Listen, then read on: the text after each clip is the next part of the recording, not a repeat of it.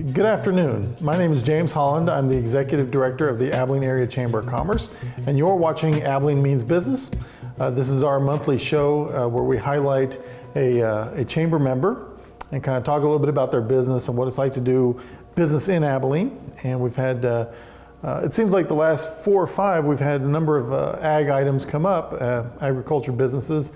I think we had a restaurant last month, but we're going to continue with that theme as we do actually have harvest coming up in about a month, and so we'll be talking a little more about ag today. Today I have with me Kyle Adams.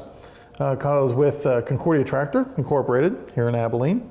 And just kind of introduce a little bit about Concordia Tractor. I know just go a little bit about the history, but the facility here, you guys purchased that in what year was that? It was it Shell Implement? Yeah, January 1st, 2005. Okay. Was their official day. Has it really been that long? It has been 11 years, yeah. So, yeah. Tell us a little bit about Concordia Tractor. Right. Some other places. Well, we're from a higher level. We're a 4-location, John Deere dealer. That's our primary line, and with locations here in Abilene, Concordia, Clay Center, and Wamego. And so we've been at it quite a while. The company was founded back in 1967, and my family got involved around 1980 in Concordia. And at that time, about every county seat had a dealer of some type, if not maybe multiple lines. Yeah. And that's how it was for a long time. And just like the other industries started to consolidate, ours has gone through that same type of process as well. Yeah. And we expanded over to Clay Center from Concordia in late 2000, early 2001. Abilene was an opportunity for us, like I say, in 04 into 05. And then the very next year we had an opportunity in Wamego. And so that was 2006. And so that's been our footprint. Kind of over that time frame, we cover around 13 counties as far as responsibility for John Deere. We reach a little further than that, but that's kind of the core part of our market area and business. Yeah, and it is territorial, right? I mean, John Deere does say kind of, maybe it's not hard and fast, but it's like, here's the area you're covering, because we talked one time about the Clay Center facility, and sometimes you have people that would travel out of your area to Clay Center. So how exactly, what is the arrangement there really with other dealers? Well, it varies depending on the geography a little bit. This part of the state, dealers are a little closer together just because of the density of the population and the support that's kind of needed. You travel out west and you'll find dealers spread out. They're covering larger geographies. So it varies, across the country as far as the density of dealerships. And that's not, that's just John Deere. You've got other competitor brands as well. And but the consolidation has resulted in some locations not having a dealer anymore, which can be somewhat negative for the local people that could go 10 miles to their dealer. That's changed, but the positive side of it is the scale that we have and the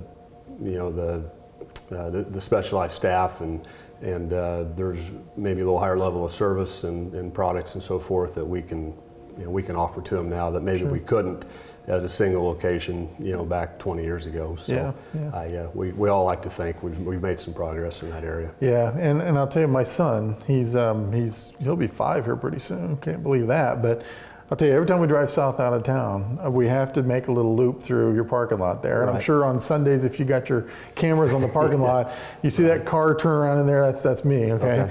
But he takes a total fascination in all and he can name them all. I mean, when he was 4 years old, he could name them all. So tell me about all the different types of, you have implements, you have some of the larger vehicles, some of the smaller. What's the whole line you guys carry? If you broke our customer base down, there's kind of 2 big types. It's the ag producer, that'd be our core business. Sure. And with that, primarily it's John Deere products and where they, maybe have some gaps in their offerings or things our customers need for their operations, we fill those gaps in with other manufacturing lines. And so we try to be a one-stop shop from an equipment and implement, seating. I mean, all those types of products. We offer all the main lines that we can there. Right. And then. But you got some Bobcat front loader Yeah, we types. do. and some other types Yeah, of we've gotten four-wheelers and those. into we've gotten into some construction products as well with not large products, but tractor loader, backhoes, down to skid steers. Right. That's a popular product, and a lot of those transition over to our ag customers as well, because they're operating and need that type of equipment on their farms.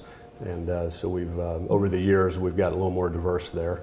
And then a market that we don't do a great job probably marketing to is consumer products.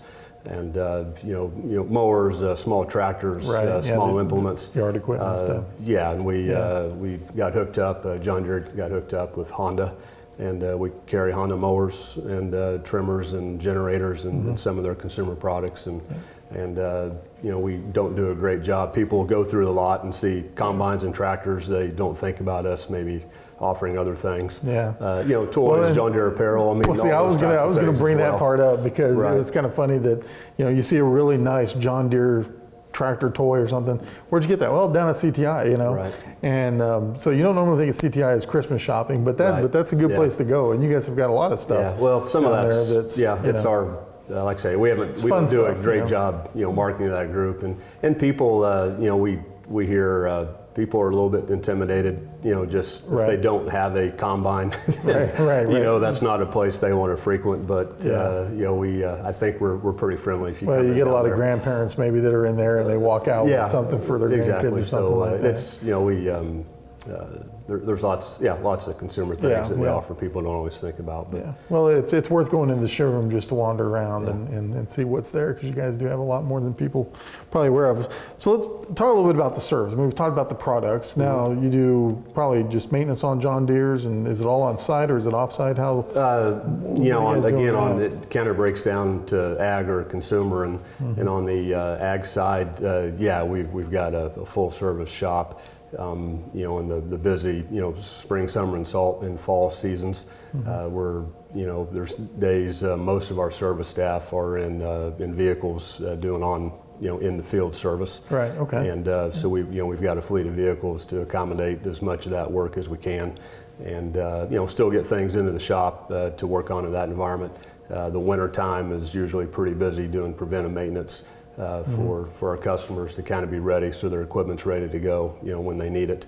A lot of things, they do or have a pretty short window, and they can't afford to have a breakdown, right before harvest or during harvest especially.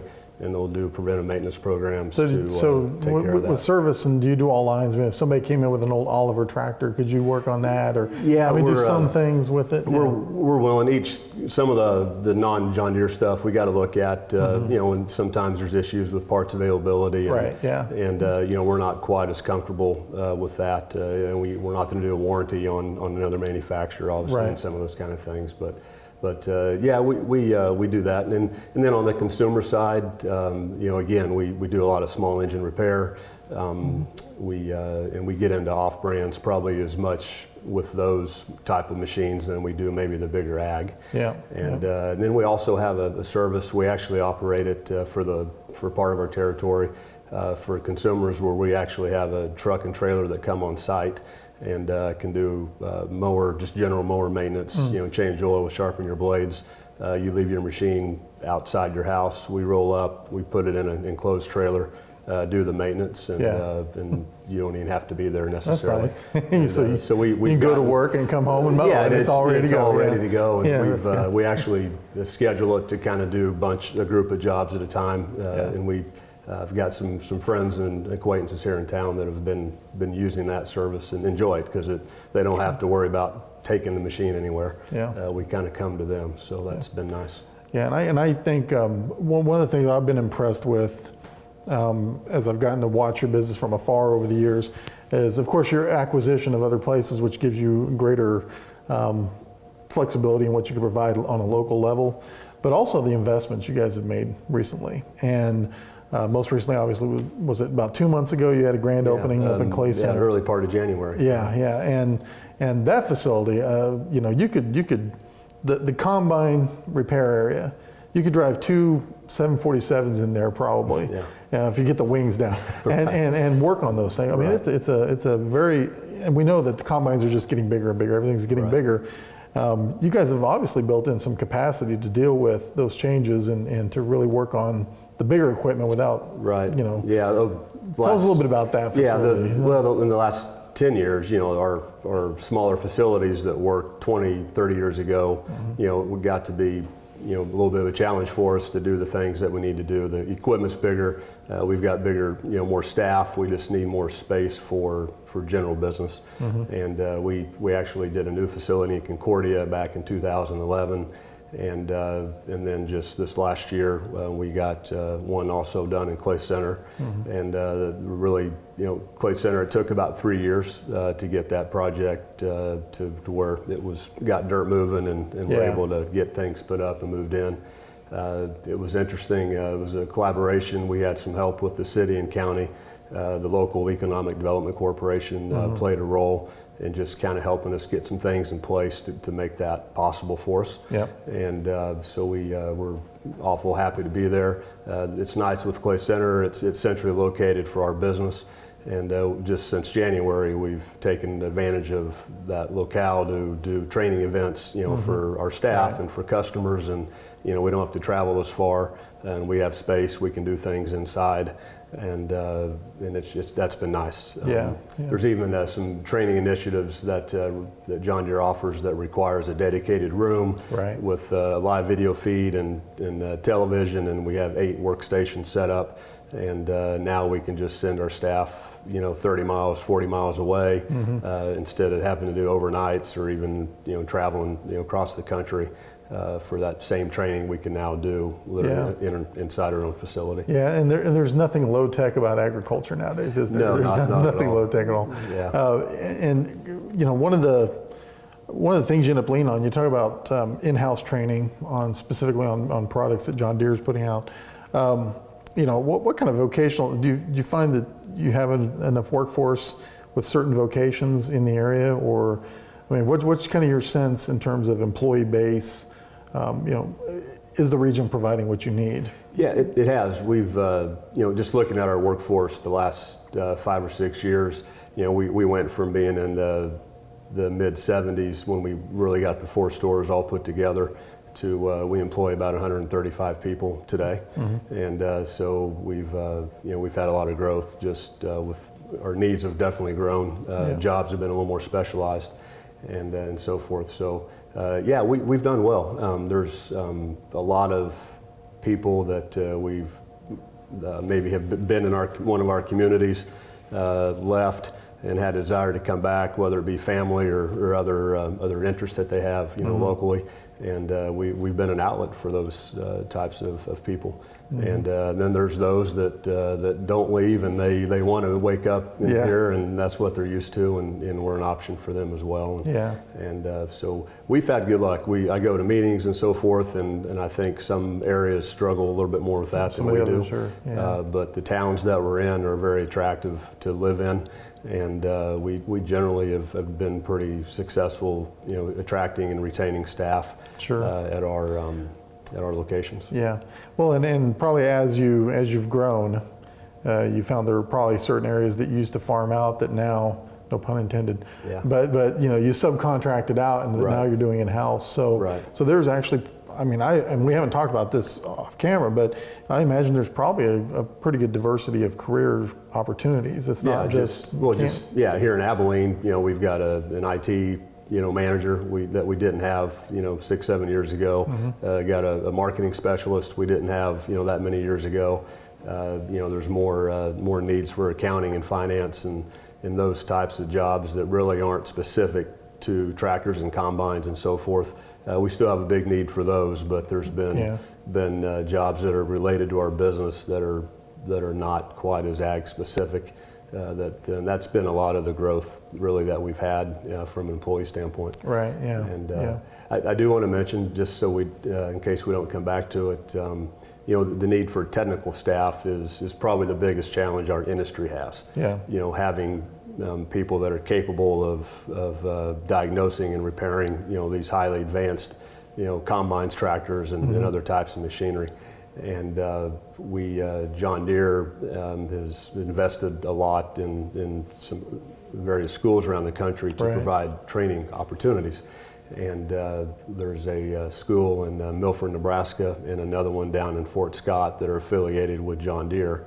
And we provide a scholarship for students coming out of high school typically to go to these technical schools. And they go for up to 2 years, and they spend some time with us working. They go back to school, kind of bounce back and forth. And at the end of the 2 years, they've got an associate's degree. They're a certified John Deere technician, and they have a job to come to. And we invest, I think the number now, we're up to about 12 or 13,000 is what the company helps the students with, buying tools. Primarily, that's a big part of the investment. And so we've got several current employees that are with us now and have been with us a long time that went through that.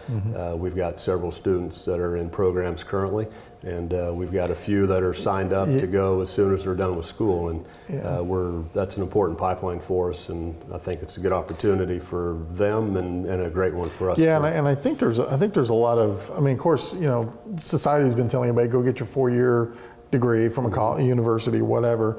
But I knowing people and having a college dropout myself, smart kid, just that wasn't his environment. It's most larger businesses such as yourself associated with John Deere do have training within. So, or even like fast food, for instance, they have management training courses if that's something you're really interested in. So for the high school student out there, who's weighing their options, what do I do? You're a sophomore or junior, you're thinking, oh no, 18 months, I'm going to be out on my own, what do I do? Just keep in mind that a lot of businesses do have training. Right, we wouldn't be the only ones for sure, but there's such a demand for jobs that I think they think if they don't go to a 4-year college and make, do that type of path that you're not going to be management, you're not going to be, that's not it at all. We need and want people that want to stay local and that want to have a career in agriculture, and we're an outlet for that. There's others just as hungry as we are, for that type of person. Absolutely. So there is opportunity out there. You just I think getting into the schools and letting them know that these things exist might help some of those kids out. And again, it's something we haven't done a great job of really promoting. Well, and that's funny because I've been to job fairs, and you go to or they really ought to separate college day at the high school from the job fair day or the whatever, because I've been to them where I was representing a private company, and there was 2 private companies and 14 colleges. And because they can afford the staff to go out, and it was kind of funny because all the people working the college booths were like, hey, we'll see you in Fort Hays tomorrow, or we'll see you, So they have a circuit, but having businesses show what they can do at those things is very important, and something that needs to happen a little bit more. And people don't, I think some of the younger crowd doesn't always understand the technology side of our business. Being a John Deere technician isn't just a nuts and bolts thing anymore. It's everybody's got a laptop. A lot of diagnosis happens via that tool, and with the guidance systems and precision ag. The precision ag part of GPS, it. There's it's just different type of job than what maybe people think it is that are not. That haven't seen it for a while. Absolutely. So we're kind of approaching the end here, but I wanted to, what are your thoughts about working in Abilene? How is Abilene supporting your business and vice versa? What's your general sense of doing business in Abilene? Well, 11 years we've got some perspective, and Abilene's been great to our family and to the business in general. We have a little bit of unique perspective because we operate businesses elsewhere in the region that are similar and maybe even compete a little bit with Abilene, and so we see it. We see different things happening in different communities, and And you know, Abilene has been a great place. I don't think the town itself even always appreciates or probably fully leverages, you know, a lot of the advantages, you know, from a location standpoint, Right. and the culture and the history that's here. You know, I think that's a little bit of a unique element that doesn't always is fully taken advantage of. You know, maybe from a community kind of standpoint. Sure. But you know, but for our business and being rooted in agriculture, you know, it's been a great place to be, and that's something we're going to definitely plan to be part of for a long time. Yep. And actually hope you know, one of our next you know, building projects and investments, we're looking to do something here in Abilene. I didn't know if that was fair game to ask about that or not. I've put it out there, so sometimes that's good. That puts a little pressure on you to make it happen. Oh, yeah. No timetables, yeah, but you know, that's an important part of our business. It's not just to look pretty and show it off. It has a real functional value for us, and right. and that you know, when the time's right, this will be the next place we look to make you know, investment. Like I say, the investments you guys have made, obviously you're looking long-term functionality of it. You know, what I've seen, there's no Band-Aids involved. I mean, this is, you know, we're doing this project once and it's going to last for 30 years is kind of the intent. And, and that's, you know, the long-term longevity of what you're doing, that is invaluable to have that kind of foresight and that investment. And I know, you know, the communities appreciate it if they don't. And I think Clay Center looked like they definitely appreciate it. Yeah, they do. Yeah, so yeah, and we'll hope for the same here, right? Right. Okay. All right. Anything else you want to say? I think we're kind of wrapping up here. No, we kind of covered a lot of things. We really did. And one thing we didn't bring on here, what we talked about earlier was, looks like it's going to be an early harvest, right?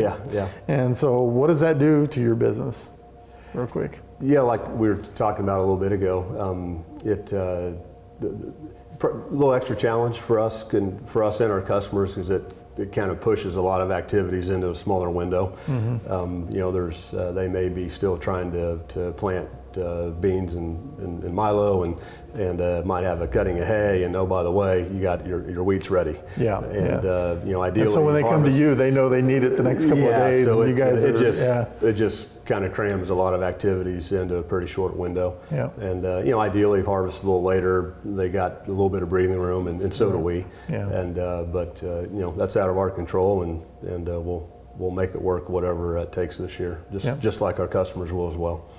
So awesome. Well, it's been good visiting with you. Thank you very much. Yep. And once again, Kyle Adams down there at Concordia Tractor. Don't be afraid to walk in the front door there. Friendly folks down there. And if you're not in the agriculture industry, but you have children, you need to go down there and take a look at the store, right? And thank you. And say hi to Kyle and the folks and Troy and all them. Anyway, I think we'll just go ahead and wrap it up. Here we're recording here. It's mid-April, so it's starting to warm up. We actually got some rain, so that's good. Yes. Mowers are out mowing, so I hope you enjoy your late spring, early summer, and we will see you next time on Abilene Means Business.